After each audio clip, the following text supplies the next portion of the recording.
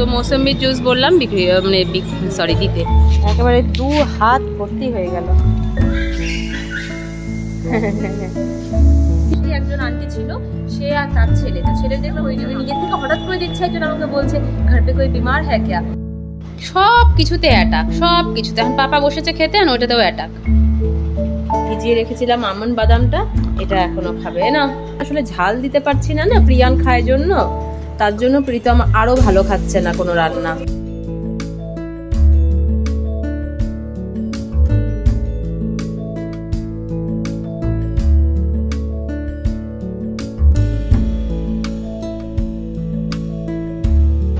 Good morning, Papa. Good morning. Papa. Good morning.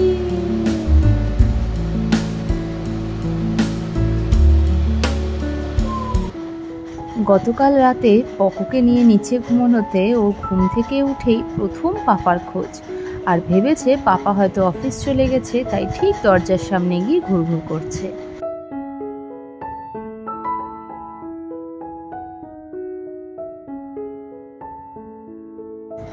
ছেলে তো ঘুম থেকে উঠে গেছে, এবার প্রীতম পুরোপুরি ফ্রেশ হওয়ার আগে এখানটাতে আমি ব্রেকফাস্টটা রেডি করে নিই।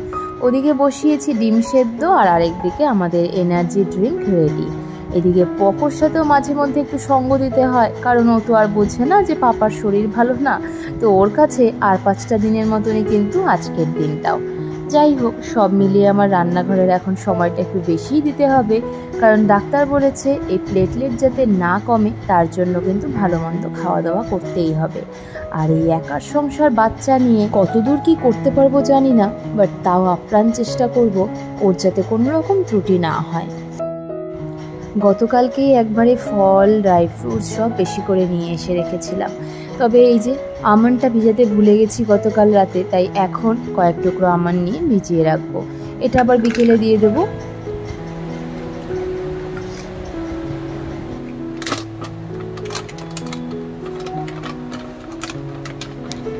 ঘরে মোটামুটি সবই রাখা থাকে, কিন্তু এই খাওয়াই হয় না।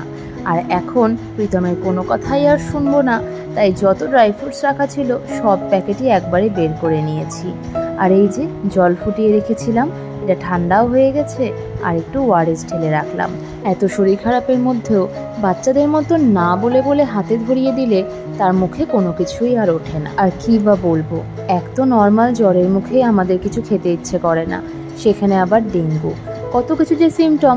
আর এই ডেঙ্গুর কোনো রকম এক্সপিরিয়েন্স আমার নেই, তাই আমি ঠিক বলতে পারবো না, বাট যতজনের কাছে শুনলাম সবাই বলল এতে নাকি প্রচণ্ড পরিমাণ উইকনেস, মাথা ধরা, গা হাত পা ব্যথা, এই যন্ত্রণাটা প্রচণ্ড থাকে। যাই হোক, তার জন্যই শুধু ফল আর ড্রাই ফ্রুটসই না, তার সাথে একটু টোস্ট টাইপের নমকিন জিনিসও করছি, যেটা প্রীতম খেতে ভীষণ ভালোবাসে। একটু বাটার ফ্রাই করে তার মধ্যে দিয়ে দিলাম এই ব্রেডগুলো, একটু কড়া করে ভেজে নেব, তার উপর একটু গোলমরিচের গুঁড়ো ছড়িয়ে নেব। এই দিয়েই করব আজকে আমাদের ব্রেকফাস্ট। প্রীতমের ডেঙ্গু ধরা পড়ার প্রথম দিনটা ভীষণ নার্ভাস হয়ে গেছিলাম, বুঝেই উঠতে পারছিলাম না কিভাবে সব ম্যানেজ করব। বাবার শরীরটা ঠিক থাকলে যদিও এতক্ষণে বাবা মা দুজনেই দৌড়ে ছুটে আসতো, কিন্তু সেই জায়গাটাতেও ছিল একটা বিশাল বড় প্রবলেম। একা হাতে সব করতে পারবো কিনা, প্রিয়ানকে নিয়ে সামলাতে পারবো কিনা, নানান রকম প্রশ্ন ছিল মনের মধ্যে। কিন্তু গতকালকে এই ব্লগটা পোস্ট করার পর থেকে তোমরা সবাই যেভাবে আমাকে ফোনের পর ফোন করে খোঁজ নিয়েছো, মেসেজ করে খোঁজ নিয়েছো, তাতে মনের জোর অনেকটা বেড়ে গেল। এতগুলো মানুষ আমার সাথে আছে, পাশে আছে, আর এইভাবে মনের জোর দিচ্ছে দেখে বিশ্বাস আরও দৃঢ় হয়ে গেল। আর 5টা প্রবলেমে পড়ার মতন এটাকেও বেশ দিব্যি আমরা ওভারকাম করে নিতে পারবো। বড়দের আশীর্বাদ সঙ্গে থাকলে আর সকলের ভালোবাসা, শুভকামনা থাকলে কি না সম্ভব হয় বলো। আর এর আগে যতগুলো প্রবলেমে আমি পড়েছি, এর থেকে কোনোটাই খুব একটা বেশি কম ছিল না বটে, বাট যখনই আমি তোমাদের সঙ্গে শেয়ার করেছি, ঠিক কোনো না কোনো একদিক থেকে সলিউশন কিন্তু খুঁজে পেয়েছি। আর এই থেকেই আমার এত বিশ্বাস আর এত ভালোবাসা এই বিষয়গুলোর জন্যই কিন্তু যখনই কোনো প্রবলেমে পড়ি সবার প্রথম তোমাদের সঙ্গেই শেয়ার করি। জানি তোমাদের এই যে নিঃস্বার্থক প্রার্থনাগুলো, এগুলো কখনোই বিফলে যাবে না।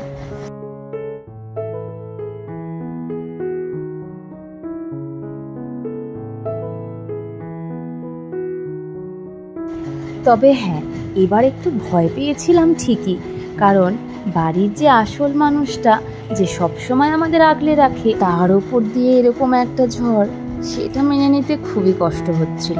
তবে এত শরীর খারাপের মধ্যেও কিন্তু আমি বলবো আমার সুপার হিরো কিন্তু আমাদেরকে যতটা পেরেছে ততটাই মনের জোর দেওয়ার চেষ্টা করেছে যে তার নাকি কোনো সমস্যাই হয়নি।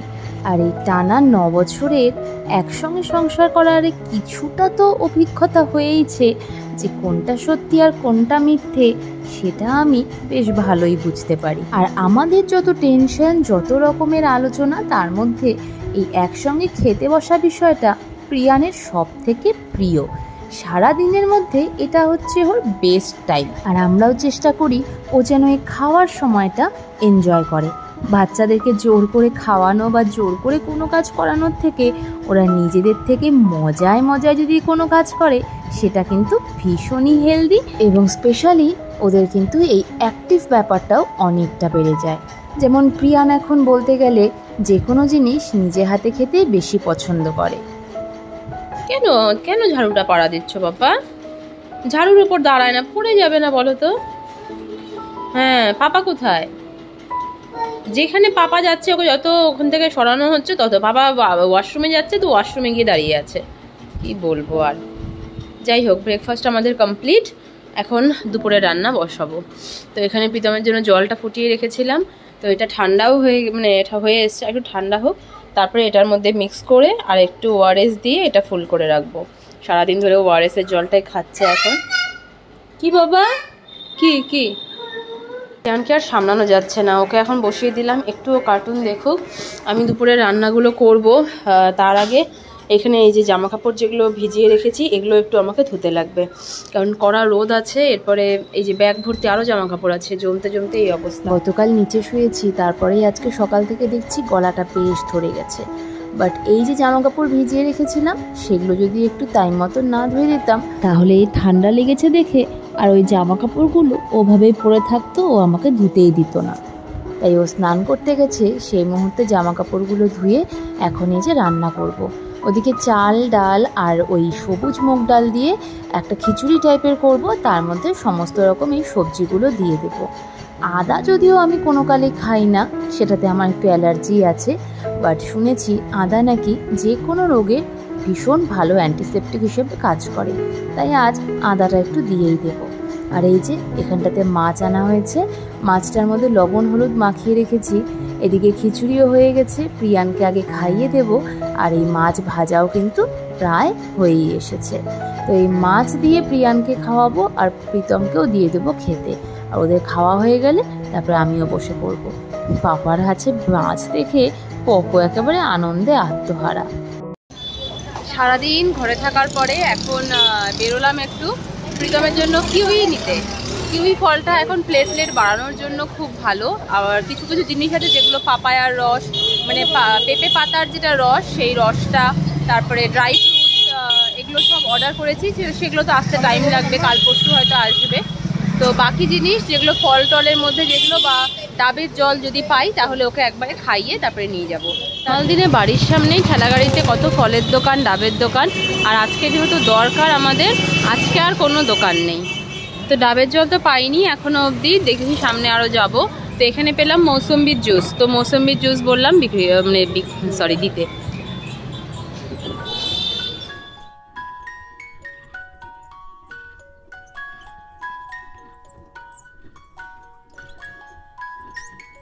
ফাইনালি এখানে কিউই আর একটা পেঁপে নিয়ে নিলাম, গোটা পেঁপে আর কিউই। এবার যাই সোজা বাড়ি। ঢুকলাম এখন জাস্ট বাড়িতে। বেরিয়েছিলাম ফল কিনতে, একেবারে 2 হাত ভর্তি হয়ে গেল। এতগুলো সবজি টবজি সবই কিনে আনলাম, ডিম, মুসুর ডাল সবই নিয়ে এসেছি। পাপা কোথায় যাচ্ছ? ধরে না, আঙ্কেল বকা দেবে, মারবে, আঙ্কেল মারবে কিন্তু। যাবি না, ওই দেখ আঙ্কেল মারবে কিন্তু, একদম একটা মারবে। কি কিন্তু ডাকে রেখেছে। চলো, ফ্রি দিয়ে উঠবে একা একা, তোমাকে কেউ কোলে তুলতে পারবে না। চলো, হয়ে গেছে সব জিনিস নেওয়া, আজকে সব হেলদি জিনিস নিলাম। আজকে আমাদেরকে বলো কে একজন হেল্প করেছে। আমরা যে দোকান থেকে অ্যাকচুয়ালি কিউই নিচ্ছিলাম, কিউই, তারপরে পেঁপে, তারপরে আর কি নারকেলের জল, এগুলো সব খোঁজ করছি। তো আমার কোয়ারি দেখেই বুঝে গেছে, আমার পাশেই একজন আন্টি ছিল, সে আর তার ছেলে। তো ছেলে দেখলাম মুখে মাস্ক পরা। তো আমাকে বলছে যে বাড়িতে কি কেউ, মানে হিন্দিতেই বললো কি দাঁড়াও পাপা। তো আমি ওনাকে খেয়ালও করিনি, আমি নিজের থেকে হঠাৎ করে দেখছি একজন আমাকে বলছে ঘর পে কোই বিমার হ্যাঁ ক্যা। তো মানে নিজের একটা অস্বস্তি বোধ হচ্ছিল যে কি বলবো কি বলবো না। তারপরে নিজের থেকে আবার বললো যে মেরা বেটা হ্যাঁ ইয়ে, ইসকা ভি হুয়া হ্যাঁ, তো প্লেটলেট কিতনা হ্যাঁ। তাই আমি বললাম যে প্লেটলেট তো अभी तक नहीं पता, कल टेस्ट होगा तो उसके बाद पता चलेगा।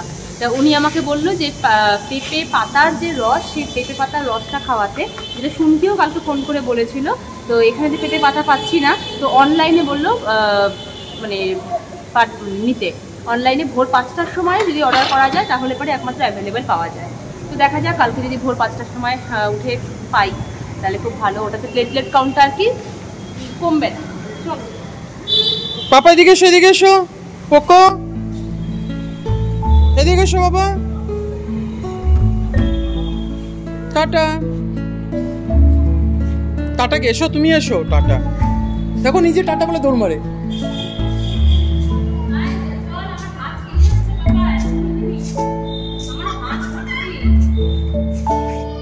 পাপার শরীর ভালো না, এসো তাড়াতাড়ি। বাবু তুমি আমাকে জিনিসগুলো দাও, ওকে করে করে নিয়ে আসো, অনেক টাইম হয়ে গেছে, আর অতক্ষণ করা যাবে না।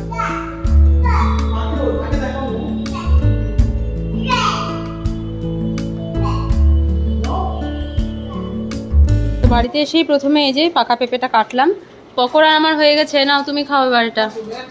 পকোর মুখে এখনো, পকো ভালো খেয়েছে পেঁপেটা। বাবা এত মিষ্টি, রাখো ওগুলো, আমি সব করবো, তুমি খাও এটা আগে। পকে কি এনেছো তুমি? সব কিছুতে অ্যাটাক, সব কিছুতে। এখন পাপা বসেছে খেতে, আর ওইটাতেও অ্যাটাক। কেন রে? তোমার মুখের টেস্ট চলে গেছে, ও খিচুড়ি টেস্ট পাচ্ছে না। তো এখানটাতে দুপুরবেলা যে বানিয়েছিলাম খিচুড়িটা, এটা ওর নাকি পুরো তেতো লেগেছে, যেখানে আমি আর প্রিয়ান দুজনেই খুব ভালো খেয়েছি। তো এটা এখন গরম করলাম। এখানে মাছটাকে বলছে কড়া করে ভেজে দিতে, কড়া করে ভাজতে গিয়ে মাছটা একটু ভেঙেও গেল, এমনিও নরম ছিল মাছটা। আর এখানে বসিয়েছি একটু লঙ্কা দিয়ে ডিমের অমলেট। তো সেই ডিমের অমলেট তো ওদিকে ছড়িয়ে ছিটিয়ে একাকার, বাট কোনো ব্যাপার না। আর এই যে সকালবেলা ভিজিয়ে রেখেছিলাম আমন্ড বাদামটা, এটা এখনও খাবে না। এই যে আমন্ড বাদামটা খাও, একটা দাও ওকে, একটা দাও, তুমি খেয়ে নাও। কোনো রান্নায় তো আসলে ঝাল দিতে পারছি না, প্রিয়ান খায় জন্য, তার জন্য প্রীতম আরও ভালো খাচ্ছে না কোনো রান্না। খিচুড়িও যেমন যদি লঙ্কা দিই তাহলে পরে প্রিয়ানের জন্য আবার আলাদা করে রান্না করতে হবে। আর খিচুড়িটা প্রিয়ান ভালো খায়, তো আমারও শরীরটা আর দিচ্ছে না যে আমি মানে আলাদা আলাদা করে এত রান্না করব। তো এখান থেকে অল্প মাছ তুলে রাখবো, মাছ দিয়ে খিচুড়ি দিয়ে প্রিয়ানকে খাইয়ে দেবো। আর এই বেলায় ভালো ছিল, দুপুরের থেকে অনেক ভালো ছিল। দুপুরবেলা খেতেই পারেনি খিচুড়িটা, এখন একটু জাল দিলাম। আর ঝালের জন্য খেতে পারলে, দুপুরে তো কোনোটাই ঝাল ছিল না, মাছও ঝাল নেই, খিচুড়িও ঝাল নেই, এখন অমলেটটা ঝাল ছিল, তাই জন্য এখন খেয়েছে। পাপা ঘুমু দেবে, তুমি এসো, তুমি ঘুনু দাও, তাহলে পাপাও ঘুনু দেবে। বাবা পকো পকো। প্রীতম আর প্রিয়ান ঘুমিয়ে পড়লেও আমি বসেছিলাম ব্লগ এডিট করার জন্য। হঠাৎই দেখলাম প্রীতম ঘুম থেকে উঠেই অভিষেকের দেওয়া চকলেটগুলো বের করেছে। আমি বললাম খাওয়ারের টেস্ট নেই, অথচ চকলেটের টেস্ট কিন্তু দিব্যি আছে, যদিও চকলেটগুলো টেস্টিও বটে। যাই হোক, আমরা এই চকলেটই খাচ্ছিলাম, তার মধ্যেই দেখলাম হঠাৎ করে প্রিয়ানের ঘুমটা ভেঙে গেল। আর যেখানে বাঘের ভয় সেখানেই শুনতে হয়। আমি বারবার ভাবছিলাম প্রীতমের আর আমার শরীরটা খারাপ হলেও পকর যেন শরীরটা কোনোভাবেই খারাপ না হয়, কারণ আমাদেরটা যেমন তেমন, যতটুকু যা সুস্থ আছি পকর দিকে তাকিয়ে, ওর হাসি মুখটার জন্যই আমাদের মুখেও হাসি লেগে আছে। কিন্তু ওই যেটা হওয়ার সেটা তো হবেই। কিছুটা সময় প্রীতম চেষ্টা করছিল, বাট এই রাতে ঘুম ভাঙলে ছেলে আর কারো কাছেই থাকবে না, তখন একমাত্র মাম্মার কোলেই ওর চাই। যাই হোক, ওকে তুলে দেখলাম নাকটা পুরোই বন্ধ, গাটাও একটু গরম গরম আছে, বাট যেটা মনে হলো ওই নাক বন্ধর জন্য যতবার ওর এরকম হয় ততবার প্রথম দিনটা রাত জেগেই কাটাতে হয়। প্রীতমকে বললাম তুমি ঘুমিয়ে পড়ো, আর আমি দেখছি ছেলেকে নিয়ে কতক্ষণ থাকা যায়। তোমাদের ভালোবাসা আর সাপোর্টটা এইভাবেই করতে থেকো, যেন খুব তাড়াতাড়ি আবারও আমরা সুস্থ হয়ে যাই।